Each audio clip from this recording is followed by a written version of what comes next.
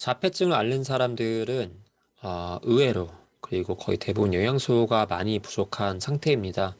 그래서 영양소가 다양하게 부족한 자폐 아들에게는 이러한 부족한 영양소를 보충할 때 자폐증의 증상 완화에 도움이 되는 연구가 많이 이렇게 있습니다. 그래서 오늘 이 영상에서는 이 자폐 아들 결핍 영양소와 그리고 이 보충을 통해서 이렇게 자폐증의 증상들이 개선한 사례들에 대해서 말씀을 드려보고자 합니다. 우선 오메가3에 대해서 말씀드려보고자 합니다.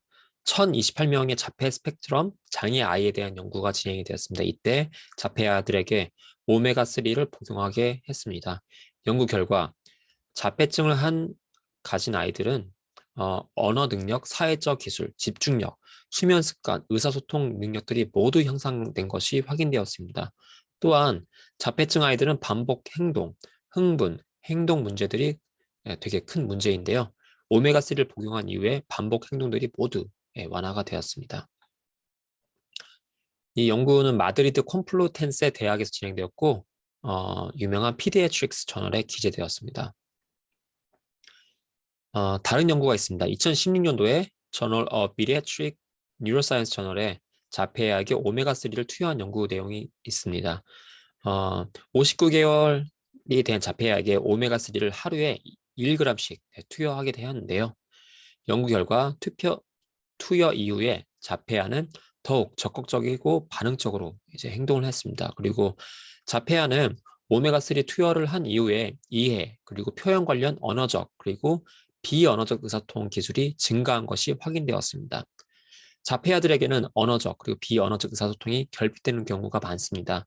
이때 의사소통 기술을 증가시키기 위한 노력을 언어치료, 행동치료, 음악치료 등으로 이제 사용되지만 본 사례를 통해서 오메가3 투여만으로도 의사소통 기술이 증가했다는 것은 정말 놀라지 않을 수가 없습니다. 추가적으로 이 아이는 오메가3를 복용하고 나서 이제 자율성이 이제 향상되었다고 이제 보고가 됩니다. 그리고 과잉 행동, 부주의, 반대적 행동들이 모두 감소되었다고 이제 확인되었습니다. 다음은 철분에 대해서 알아보도록 하겠습니다. 노스캐롤라이나 대학 연구팀에서는 철분 섭취 관련 산모가 자폐아를 낳을 확률에 대한 연구를 진행했습니다. 이 연구 결과는 미국 역학저널지 American Journal of Epidemiology에 실렸습니다.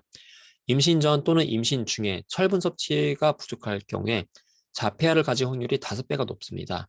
산모의 나이가 35세 이상, 그리고 임신 중에 비만, 당뇨, 고혈압 등 대사질환을 앓는 산모가 철분이 부족할 때 자폐 증상을 보일 확률이 높은 것으로 확인되었습니다. 철분은 뇌 발달, 신경 전달 물질 생산에 기여를 하고요. 또한 미엘린화에 도움을 줍니다. 이 미엘린화란 뇌의 신경세포 회로가 치밀해져서 정보 처리 속도를 높이는 작용으로서 수초화 현상을 말합니다. 이제 그리고 이 외에도 철분은 면역 기능 발달에 도움을 주고 있습니다. 다음은 아연에 대해서 알아보도록 하겠습니다. 아연은 우리에게 면역 기능에 도움이 되는 것으로 잘 알려져 있습니다. 하지만 아연이 부족할 경우에 시냅스가 성숙하는 과정 관련 손상을 유발한다고 알려져 있습니다. 그리고 아연은 신경세포 회로 형성에 관련이 있는데요. 이는 아연이 부족할 경우에 자폐증을 유발할 가능성이 있다고 해석이 됩니다. 위 연구 결과는 미, 미국 스탠퍼드 대학교 의과대학 셀리킴 박사가 진행한 연구입니다. 그리고 이 연구 결과는 분자신경과학 최신 연구 저널인 Frontiers in Molecular Neuroscience에서 확인할 수가 있습니다. 대구 특수학교 자폐증 학생 34명과 대조군에 대해서 이제 비교 시험이 진행이 되었는데요. 확인 결과 자폐증 학생들은 대조군 대비 아연 함량이 낮은 것으로 발견되었습니다.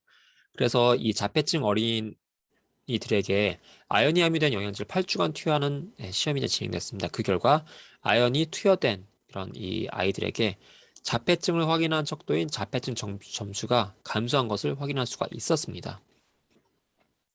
다음은 이제 마그네슘에 대해서 알아보도록 하겠습니다.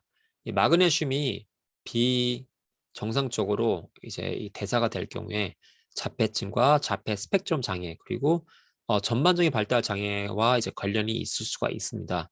그래서 마그네슘 보충을 통해서 자폐증이 어떻게 개선되어 있는지 이런 사례들에 대해서 소개해 보고자 합니다. 마그네슘과 비타민 B6를 같이 보충했었을 때 자폐증 증상이 빠르게 개선된 사례가 있는데요. 이때 사용된 마그네슘과 비타민 B6는 각각 하루에 6mg per kg이었고, 그리고 비타민 B6 같은 경우는 하루에 0.6mg per kg이었습니다.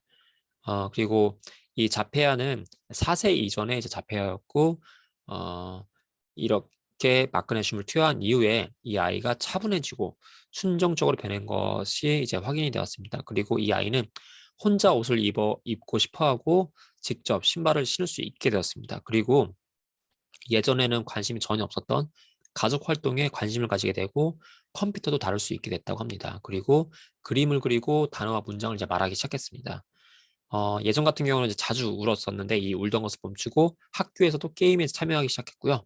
그리고 이제 책을 가지고 사진을 보여주고 이제 단어를 반복적으로 사용할 수 있는 게 가능해졌습니다. 그리고 마그네슘을 투여받은 지 6개월 후에는 이 아이가 문장을 완벽하게 구사하고 그림을 자유롭게 그릴 수가 있게 되었습니다. 자, 이상으로 자폐아들의 결핍 영양소와 이 결핍된 영양소를 보충을 했었을 때 자폐증 증상을 개선한 사례들에 대해서 알아보았습니다. 감사합니다.